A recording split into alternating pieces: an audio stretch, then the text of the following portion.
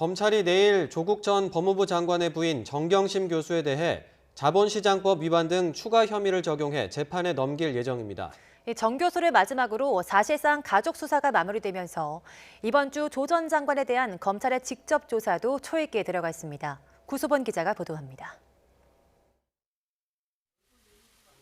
검찰은 구속시한 만기를 하루 앞두고 조국 전 장관의 부인 정경심 교수를 다시 불러 조사하려 했지만 실패했습니다.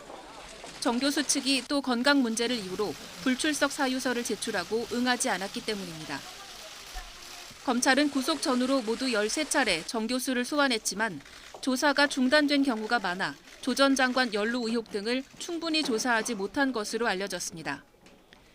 하지만 정 교수의 구속 시한이 만료됨에 따라 검찰은 조사를 마무리하고 공소장 작성에 들어갔습니다. 검찰은 정 교수가 가족펀드 투자업체인 WFM 주식을 차명으로 사들여 동생 집에 보관한 의혹 등과 관련해 자본시장법 위반과 범죄수익 은닉 혐의 등으로 추가 기소할 방침입니다. 가족펀드 운용사의 실소유주로 알려진 조 전 장관의 오촌 조카 조범동 씨의 횡령 혐의 공범으로 적시하는 방안도 검토하고 있습니다. 이와 함께 정 교수가 증권사 직원 김경록 씨를 동원해 PC 하드디스크를 교체하도록 한 데 대한 증거인멸 관련 혐의도 포함될 것으로 보입니다. 정 교수를 재판에 넘긴 뒤 검찰 수사는 본격적으로 조 전 장관을 직접 겨냥할 것으로 보입니다.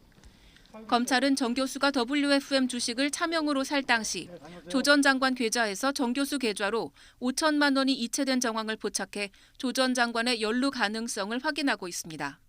조 전 장관이 자녀의 서울대 인턴 증명서 위조 의혹에 관여했는지 확인하기 위해 지난 5일 뒤늦게 서울대 연구실도 압수수색했습니다. 동생의 구속 사유가 된 웅동학원 비리 혐의도 조 전 장관 이사 재직 시기에 발생한 데다 자택 PC에서 관련 소송 문건이 발견돼 검찰이 연관성을 살피고 있습니다. 예상보다 일정이 늦춰진 만큼 검찰이 이번 주 조 전 장관 비공개 소환 조사에 나설 가능성이 커 보입니다. 조 전 장관도 최근 정 교수 변호인단 사무실을 여러 차례 찾아 검찰 소환에 어떻게 대응할지 논의한 것으로 알려졌습니다. YTN 구수본입니다.